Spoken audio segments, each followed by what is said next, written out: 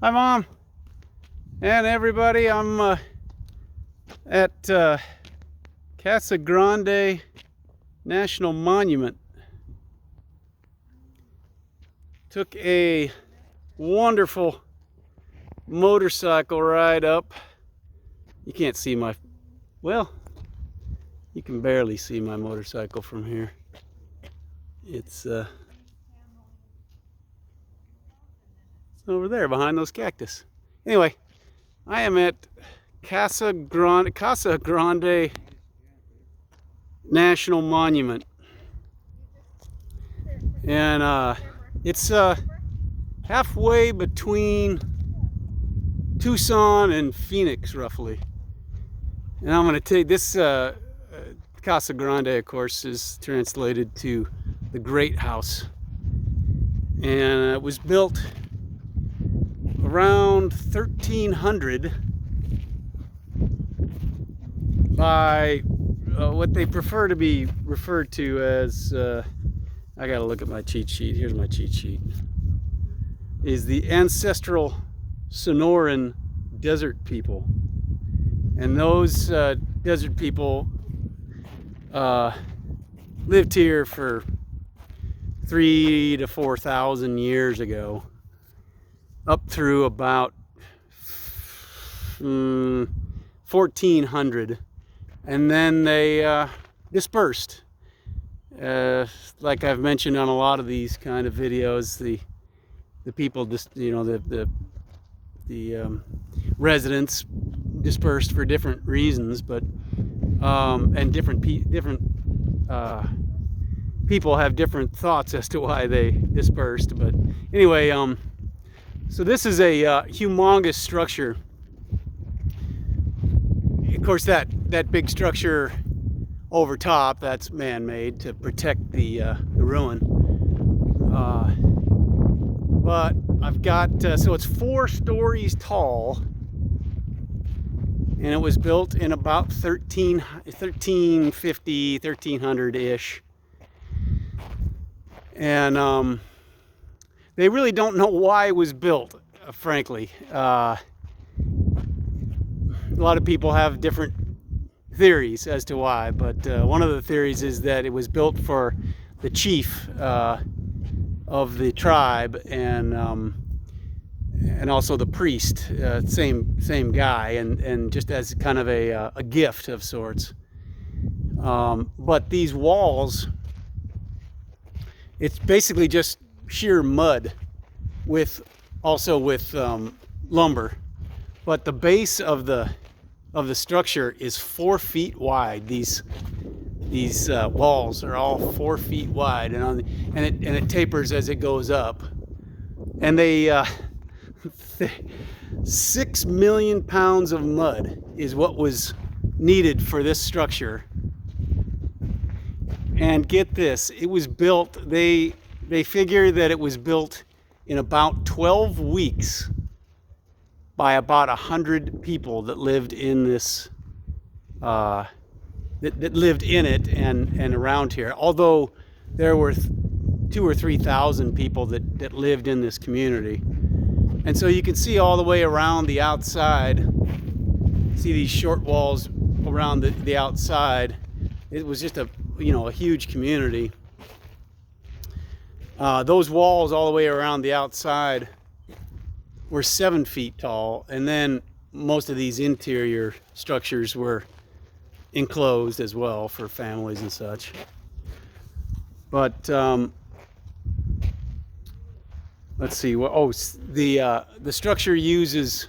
They had to haul 630 pieces of lumber, wood, trees that were basically right at 4 inches in diameter and 12 to 15 feet long. And all of those 630 pieces of lumber were hauled from the mountains, which the nearest tree that could be used for the lumber is like 60 miles away. Anyway, back to my cheat sheet. Yeah. So the important thing to realize about this building is that it's viewed by the ancestors as like a church, and you know so they have a lot of ceremonies out here, and it very spiritually related to the civilization. Going through my cheat sheet. Oh, as far as this this civilization goes, I'm going to try to post a video that you can watch. I'll try to post a link. And but anyway, it's a really cool video. It's about 20 minutes long. But one of the amazing things about this civilization is the irrigation that they developed for irrigating all the crops. And so basically with their hands and with sticks, they dug hundreds and hundreds of miles of irrigation canals and turned this desert area into a very you know, a very agricultural type of a location. I'll give you some. They obviously don't let you go in there, of course. I'll take you on the other side too.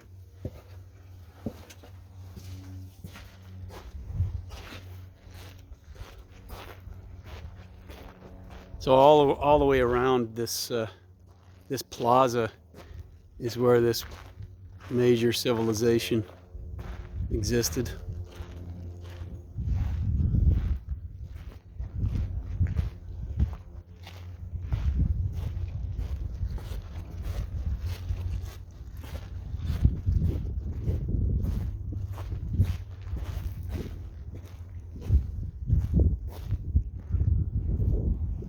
Four stories high, 6 million pounds of mud that had to be brought in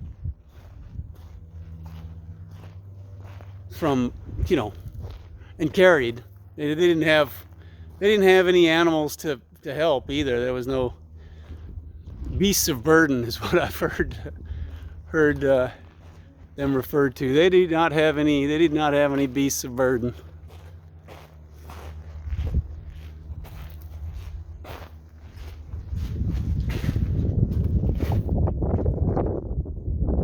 And these, I'll show you these windows.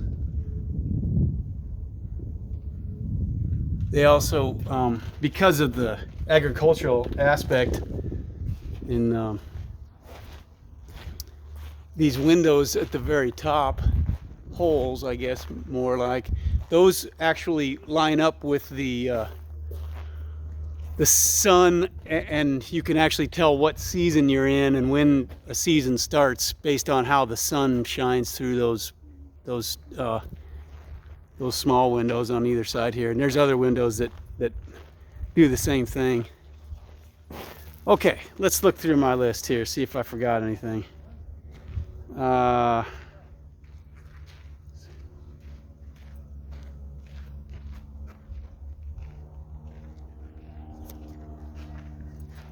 Yeah, it was discovered by actually a Catholic priest from Mexico, well, Spain, I guess, if you. But in 1694, he found it and named it Casa Grande. And the other thing that's cool about Casa Grande is that it was the United States' first archaeological preserve.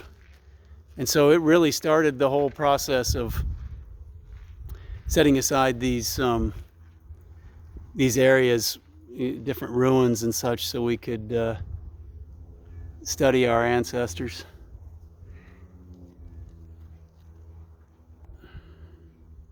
And that is it. Bye. Love you.